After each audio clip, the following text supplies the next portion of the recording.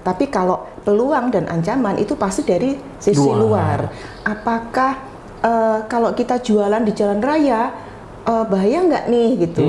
Oh ternyata bahaya. Oh ternyata malah lebih rame gitu. Nanti kita bisa melihat menganalisa di situ ya. Betul. Ternyata belajar tentang analisis SWOT itu tidak sengeri yang dibayangkan. Orang mikirnya apa analisa ya. Halo sahabat UMKM, bertemu lagi dengan saya Freddy Sambang dalam program acara Belajar Bareng PT SIR UMKM Naik Kelas. Kita tahu PT SIR adalah kawasan industri terbesar terluas yang ada di Jawa Timur dengan pengalaman lebih dari 40 tahun. 30 menit ke depan kita akan belajar dengan PT SIR, yaitu dengan tema analis pasar. Baik, kita akan berbincang-bincang untuk belajar bareng PT SIR. Telah hadir di samping saya adalah Ibu Lucy Handayani.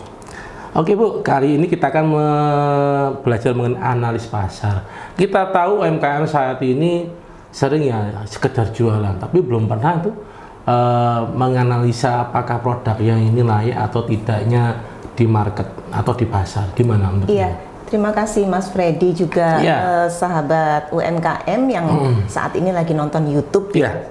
Jadi di pelatihan Rumah UMKM bersama Bartu and Friend itu ada satu tema yang kebanyakan teman-teman pelaku usaha itu belum pernah ngerti, kecuali pelaku usaha yang memang pernah kuliah gitu ya. Mereka karena ada satu pendekatan yang kami kenalkan di manajemen strategik gitu ya.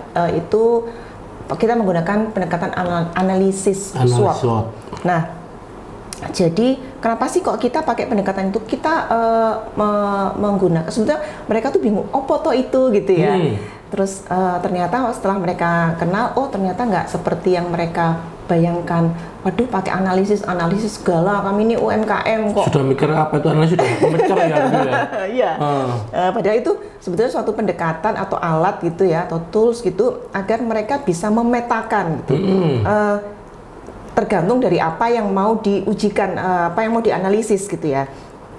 Jadi misalnya mereka punya produk baru, produk baru ini sudah pas nggak kalau misalkan nanti diletakkan di pasar ini, atau strategi harganya bener enggak gitu, atau kita menganalisis kompetitor, gimana sih kompetitor itu, ada nggak sebetulnya pasar yang berhadapan langsung dengan dia gitu. Nah, pendekatan-pendekatan ini setelah mereka mengetahui, itu mereka, oh jadi gitu. Ternyata mereka selama ini pakai ilmu kiro-kiro, umpamane, seandainya kayak gitu. Dodolan di sini atau di sana. Dan biasanya nih, Mas Freddy, mereka itu berjualan karena mereka bisa membuat produk. Jadi aku iki isok lo bikin puding gitu. Aku tak jual puding Padahal seharusnya tidak kemudian karena dia bisa kemudian dia jualan. Tapi kan dilihat dulu kekuatannya apa sih puding ini, mau dilempar ke pasar mana gitu ya. Ada kompetitornya enggak. Terus ada hal-hal yang sifatnya eksternal yang perlu perhatikan enggak gitu ya. Kalau kita bicara tentang analisis SWOT itu sebetulnya gampang banget. Setelah mereka tahu ternyata oh iya gampang banget. Itu adalah menganalisis yang sifatnya internal dan eksternal. Jadi sederhananya itu kita melihat sesuatu dari sisi dalam dia sendiri, kita pelaku usaha itu sendiri, sama faktor eksternal, faktor luar. Sebelum jauh, mungkin sahabat UMKM pengen tahu SWOT sendiri itu apa? Apakah ada artinya sendiri atau SWOT itu singkatan atau bagaimana?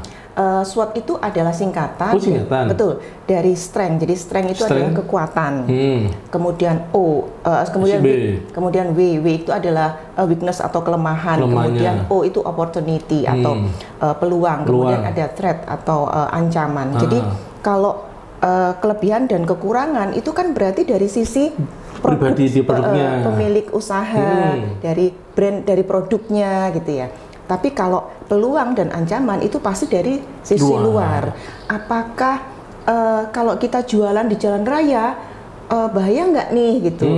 Oh ternyata bahaya, oh ternyata malah lebih rame gitu. Nanti kita bisa melihat menganalisa di situ ya. Betul. Misalnya ada ada faktor eksternal yang lain. Aku mau jualan puding, tapi ternyata harus ada peraturan yang dari eksternal kan ini ya. Yang harus diikutin. Kayak misalnya sekarang kan nggak boleh pakai gula tambahan atau bahan tambahan ya, itu termasuk eksternal. Ya, seperti misalnya label halal. Nah, kalau dia jualan puding, tapi dia harus berhadapan dengan peraturan pemerintah. Alah, wong puding aja lo. Aku kan juga nggak akan terus masukin bahan-bahan yang nggak halal. Gitu. Aku nggak usah bikin halal loh. Padahal itu nanti dia bisa kena delik kan. Betul. Pada waktu tertentu ketika pemerintah bilang bahwa semua wajib gitu. Nah, itu yang pelaku usaha mulai membreakdown, jadi mulai mereteli satu-satu. Apa ya ini ya? Ini apa yang harus saya gali datanya ya? Gitu. Memang tidak sampai kita pada analisis, kita hanya menganalisis yang sifatnya kualitatif. Ya, Mas Freddy ya. Jadi sampai ke hitung-hitungan gitu, kami nggak sampai ke situ. Jadi minimal teman-teman pelaku usaha tahu bahwa kekuatan produknya itu apa. Kalau dia sampai nggak ngerti kekuatan produknya, nah ini yang bikin kadang-kadang orang nggak bisa apa ya, mengukur sama kompetitor juga ya. Betul. Aku pokoknya gawe aja. Kan tidak serta-merta demikian ya. Meskipun saya pernah bikin pudingnya, belajarnya ke chef A atau ke chef B gitu. Tapi kita tetap harus tahu puding kita ini puding yang mau dijual kemana. Ke high end, low end atau medium gitu ya. Nah, dari apa namanya? Mungkin teman-teman bisa melihat di layar nih ya, di layar kita bahwa nanti kurang lebih teman-teman akan membuat semacam diagram gitu ya. Kita bagi jadi 4, kemudian ada sisi yang namanya S. Kemudian teman-teman juga bisa melihat yang di layar ini ada W, kemudian ada yang O, kemudian ada yang T. Nah, jadi kurang lebih posisinya itu seperti ini. Nah, kemudian diapain dengan kotak-kotak ini gitu ya. Nah, teman-teman coba kita fokus dulu di S. S yang tadinya strength. Yang pertama kali, huruf kekuatan. Yang pertama itu adalah kekuatan. Kan kita ini pengen tahu ya, produk kita itu kayak opo sih. Nah, ini kan kita harus berbesar hati punya kelebihan apa gitu ya. Nah, sekarang kita mulai cermatin nih dari kolom yang S itu ya. Kolom yang S ini kita harus berbesar hati nih Mas Freddy. Apa sih sebetulnya kekuatan kita? Misalnya dari sisi rasa. Rasanya enak.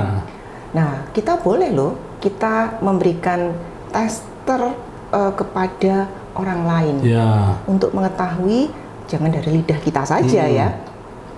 Kemudian kita menanyakan range harga.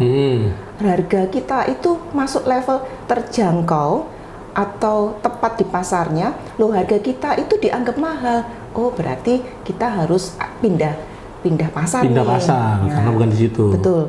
Kemudian kita ngelihat sebetulnya kita kalau sama pesaing kita masih kuat nggak ya? Kalau kita bicara tentang harga. Kemudian kemasan kita bagaimana? Waduh, kemasan kita ini sering bocor ya, namanya puding ya, Mas Freddy ya. Ada cairan gitu ya, meskipun dia kemasannya, meskipun puding itu kan padat gitu ya. Tapi kalau kena panas atau apa akan bocor. Nah, itu akan ngerembes gitu. Ada produk-produk yang memang dia istilah kekakuannya itu bermacam-macam. Nah, ada kemasan yang membuat dia misal dari kertas gitu ya. Nah, itu nggak kuat. Jadi nanti dia bocor. Oh, berarti harus dari mika ya. Atau bahkan sekarang ada pelaku usaha yang jualan puding tapi langsung dengan wadah yang kaca yang kayak Pyrex gitu ya. Jadi itu lebih aman dan lebih cantik untuk dijadikan hantaran gitu. Nah, terus Jadi kalau kita bicara tentang pertanyaan dasarnya itu memang untuk kolom S-nya ini kekuatan itu bisa dari produknya sendiri. Kemudian dari prosesnya. Kok proses tuh ya gimana sih kita itu menjual produk sampai ke end user? Prosesnya panjang nggak? Harus PO nggak? Atau sudah ada di kulkas nggak tinggal dikeluarin? Nah itu juga akan jadi kekuatan atau kelemahan kita. Oh, sik kudu nunggu produksinya harus 2 hari. Nah, itu juga itu akan jadi kelemahan atau juga yang bisa dianalisis oleh teman-teman. Kemudian dari sisi pelanggan, untuk siapa produk itu dijual itu juga penting gitu, karena kita tahu ya Mas Freddy ya, pembuat puding itu juga seni gitu ya. Sehingga ada puding mungkin bahannya sama, tapi penampilannya, susunya, bahan dari susu itu sama, ingredient yang lain itu sama. Tapi kenapa yang ini harganya 500.000, yang ini harganya nggak sampai 50.000 gitu? Karena yang satu pakai seni. Oh iya, satunya pakai seni. Iya kan?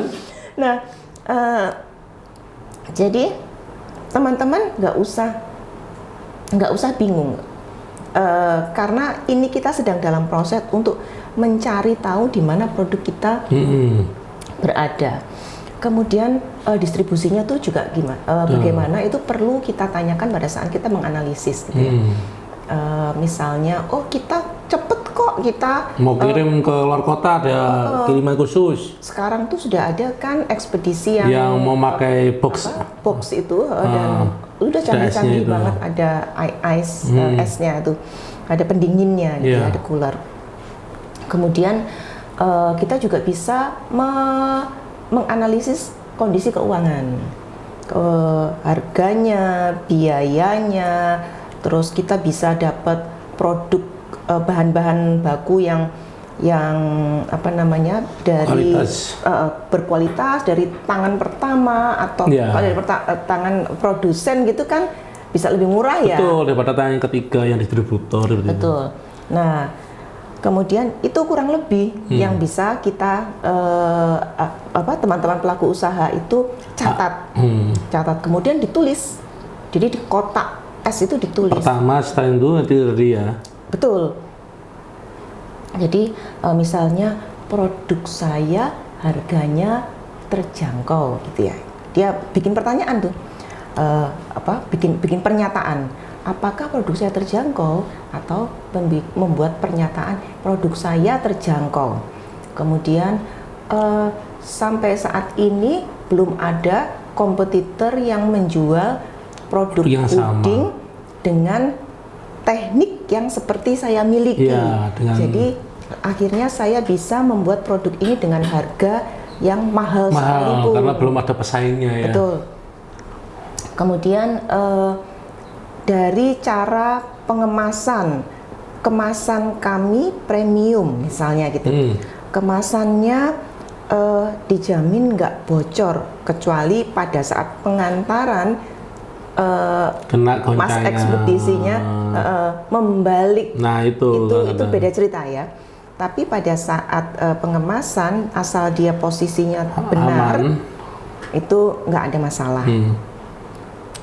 Kemudian yang stand ya. Ini kemudian ada pertanyaan seperti misalnya, bisa berapa lama produk kita sampai kepada pemesan? Oh, 2 jam cukup untuk kota Surabaya, atau 1 jam cukup. Kemudian keunggulan kita dibanding kompetitor itu apa? Kita karena dia bisa pakai seni itu ya, maka dia boleh menjual dengan harga yang lebih tinggi. Dia percaya diri menjual dengan harga yang tinggi. Kemudian kenapa sih konsumen harus beli kita? Oh ya, karena ini bisa untuk hantaran, untuk ulang tahun, untuk pernikahan. Ini premium. Kalau buat pejabat cocok ini gitu ya. Betul. Terus, pertanyaan-pertanyaan yang sama itu juga bisa kita lakukan pada saat kita pindah ke kotak yang berbeda. Di sebelahnya, W. Kalau tadi yang S kan, strength atau kekuatan. Sekarang kita ke W, ke weakness. Kurang lebih juga sama. Ya. Jadi kita apa sih yang menyebabkan kita itu lebih produk perusahaan kita itu produk dari perusahaan lain itu lebih unggul daripada kita. Kok banyak sih orang itu pesen ke brand A gitu daripada kita. Padahal tekniknya sama, harganya juga ya 11-12 lah. Ternyata nanti dari itu kita bisa menganalisis, karena apa gitu ya. Itu dari sisi kompetitor. Dari sisi produknya juga gitu, bisa dianalisis. Misalnya produk mereka sudah bisa bikin puding tumpuk gitu. Oh iya, aku belum bisa bikin puding tumpuk ya.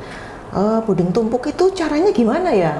Ternyata ada teknik yang sudah advance dimiliki oleh kompetitor. Dia harus belajar nih. Terus sama tadi yang pembuatan yang harus butuh waktu 2 hari atau yang nggak bisa dadakan, mungkin juga termasuk kelemahan juga. Iya, tergantung. Jika ada pesanan yang sifatnya customize atau special request gitu ya, untuk pernikahan itu kan butuh ornamen, butuh ketemu dengan klien, ada client brief yang diberikan oleh konsumen kepada si pelaku usaha, itu biasanya nggak masalah, butuh waktu. Tapi kalau untuk yang produk-produk reguler, kalau menunggu sampai 2 hari, pasti dia akan kalah dengan kompetitor. Pasti akan pindah ya ke kompetitor pastinya. Oke, kita masih membahas mengenai analisis SWOT tadi ya. Kita dari yang strength sudah, weakness sudah, sekarang opportunity atau mungkin bisa dibilang sebagai peluang ya. Ini kadang-kadang para pelaku UMKM ini susah mencari peluang karena ya tahu sendiri mereka hanya sekedar berjualan dan sebagainya lah. Gimana ini evolusi? Iya, kolom yang ketiga itu adalah O atau opportunity atau peluang gitu ya. Kemudian kolom yang keempat adalah threat atau T atau ancaman. Ini adalah faktor eksternal. Dari luar semua ya. Betul. Kalau dalam manajemen strategik itu kita kenal dengan istilah analisis PESTEL gitu ya. Jadi PESTEL itu adalah politik, ekonomi, sosial, teknologi, kemudian environment, dan kemudian legal gitu. Memang ada faktor-faktor dari PESTEL ini yang bisa kita lihat dari sisi eksternal. Misalnya kayak tadi contoh Mas Rudi sebut tentang halal. Itu kan dari eksternal, bukan dari kita. Legalnya dari kalau dari kita, tinjauannya adalah kalau kita nggak halal, kita nggak dipercaya sama konsumen. Tapi kalau dari sisi eksternal, bahwa kita bisa kena delik jika kita nggak punya label halal pada tahun 2024. Betul. Kemudian dari sisi teknologi misalnya nih, teknologi sekarang tuh siapa sih yang nggak jualan pakai WA, pakai sosial media gitu ya, nawarin dagangannya pakai gambar-gambar yang lucu-lucu yang dibikin sendiri gitu. Nah, itu adalah faktor eksternal. Ada sih yang aku tetap nggak usah pakai WA, aku nggak usah pakai tetangga aja, karena nggak pakai sosmed. Karena jual di depan rumah cukup. Betul, aku udah buka lapak di depan rumah. Sudah laris. Buka jam 9, jam 12 sudah habis. Yo nggak apa-apa juga sih gitu. Tapi kalau dia mau buka online, dia bisa dapat penghasilan. Kalau sehari dia dapat 500.000, dia bisa dapat 5 juta per hari. Itu aja gitu.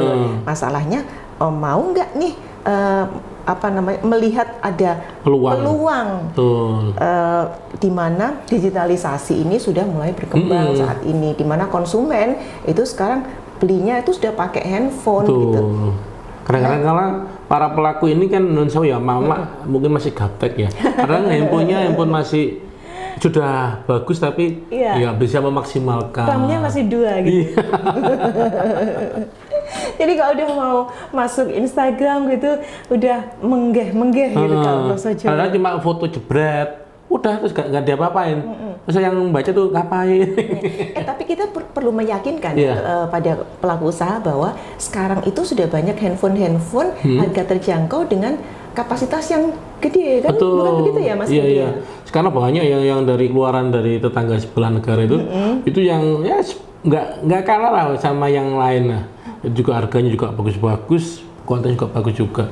Cuma itu dulu sayangnya pelaku UMKM nggak bisa lihat peluang di situ. Produknya pokoknya jualan antar tetangga sudah senang. Padahal itu kalau mungkin dikemas seperti tadi kata Bu Lucy, yang bisa 500.000, kalau itu bisa baca peluang, wah bisa 5 juta itu.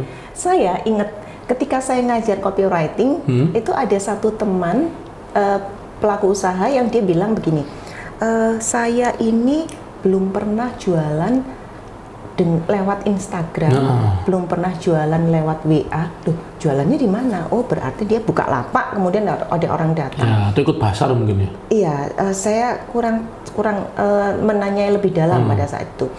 Artinya dengan tanpa alat-alat teknologi itu tadi ya, dia sudah dapat, sudah untung gitu, dia bahagia gitu. Tapi akhirnya sekarang dia berkenalan dengan teknologi baru ini dan omsetnya naik. Ternyata benar gitu.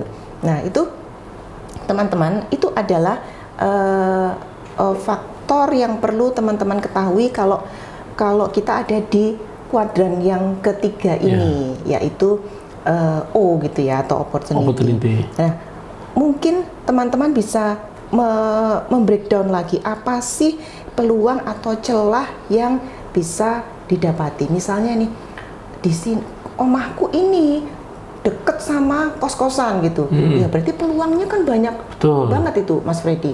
Bisa laundry, bisa jual nasi bungkus, bisa sepatu, membersihkan sepatu, buka kos-kosan juga loh. Buka kos-kosan juga.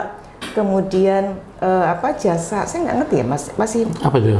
Kalau saya di zaman dulu jasa ngeprint itu masih ada nggak ya? Jasa ngeprint ada sih, masih ada. Atau fotokopi, itu masih banyak. Kalau yang saya lihat sekarang kok deket kamu tuh warkop banyak, karena di warkop itu ada wifi gratis buat mereka. Ya nggak ada sekarang jasa fotokopi OHP. Lanjut ya.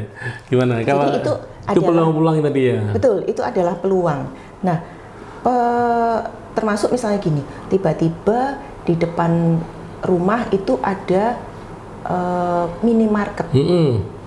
Minimarket itu, waduh, deg-degan ini. Wong saya ini jual gado-gado gitu ya di depan rumah. Terus nanti kalau ada minimarket gimana? Enggak kayak. Nah, itu kan itu udah kekhawatiran tuh. Padahal justru itu peluang. Padahal itu juga peluang gitu. Nah, bagaimana kita mengetahui bahwa itu peluang? Ya dengan cara mengisi kotak-kotak yang ada di posisi analis SWOT opportunity ini. Ternyata kita bisa berkomunikasi dengan pihak minimarket bahwa kami akan tetap jualan di sini. Kami mungkin akan memasang banner yang lebih eye catching sehingga ketika orang datang ke situ akan menoleh kepada kita atau dikasih signage yang menarik lagi gitu. Ini salah satu contoh-contoh Mas Freddy. Kadang-kadang yang tadi yang opportunity ya termasuk ya produk itu yang depannya ada minimarket. Sekarang itu menjadi acuan. Itu loh gado-gado ngarepe. Nah, minimarket itu kan gitu kan. Betul. Itu bisa jadi penanda di mana bisnis Anda berada gitu ya. Karena ini di sebelahnya kantor pos, ini di sebelahnya minimarket gitu. Nah, itu jadi brand, jadi branding baru bagi bisnis teman-teman semua gitu. Nah, sekarang kita bergeser pada threat atau ancaman ya. Nah, ancaman ini tadi kita sempat singgung.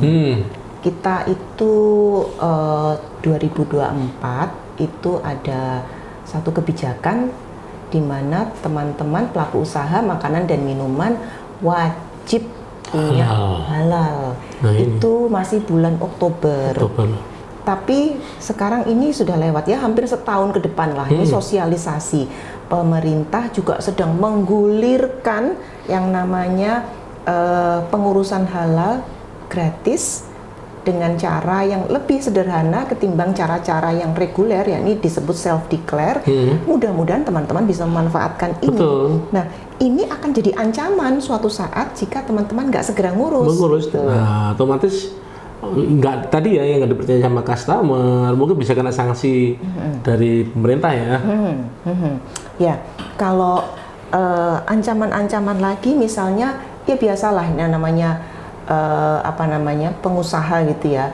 Kalau ada pergantian presiden itu, aduh nanti gimana ada kebijakan baru, regulasi baru. Ya.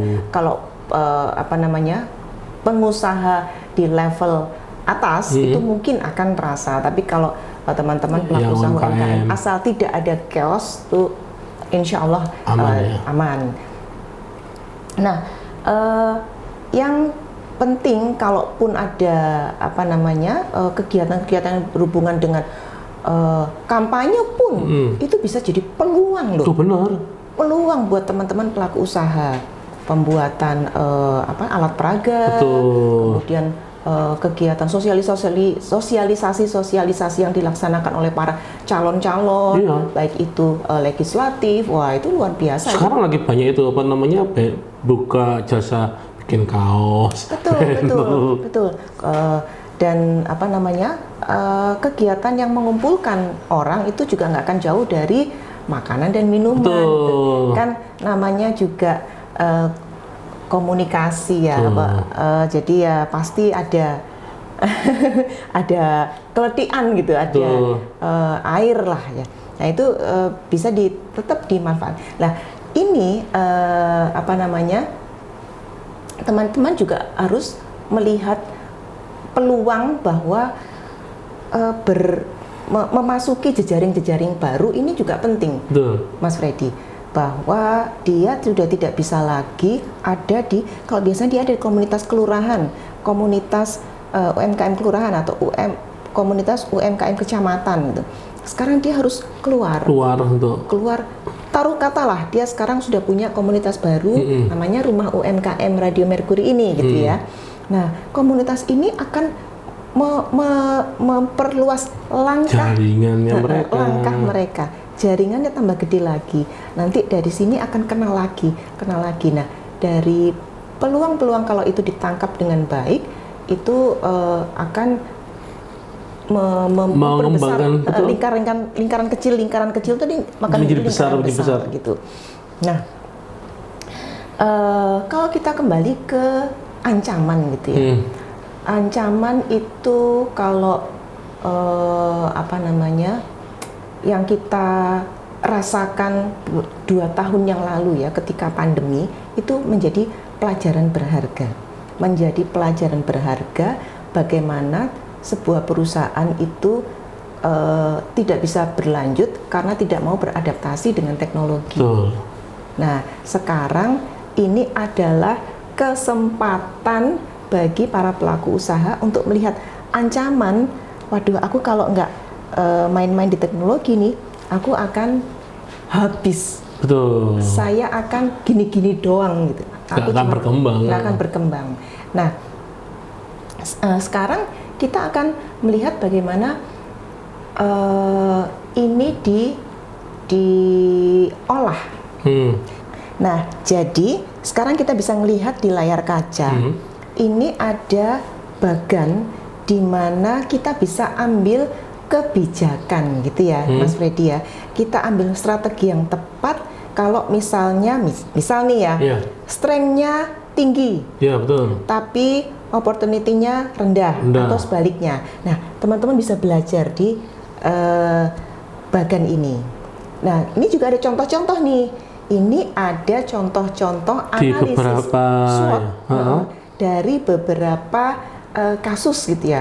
Ada yang pengen buka usaha minuman, ada yang pengen buka usaha makanan Korea, usaha cake dan lain sebagainya. Ini teman-teman bisa lihat dan bisa belajar dari sini.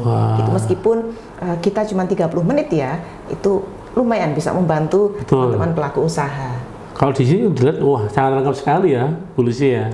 Betul. Nah, ini bisa dari sahabat UMKM bisa lihat di sini memang secara detail dijabarkan sama Bu Lucy, memang mulai dari semua kalau kita ingin usaha, udah dijabarkan secara rinci nih.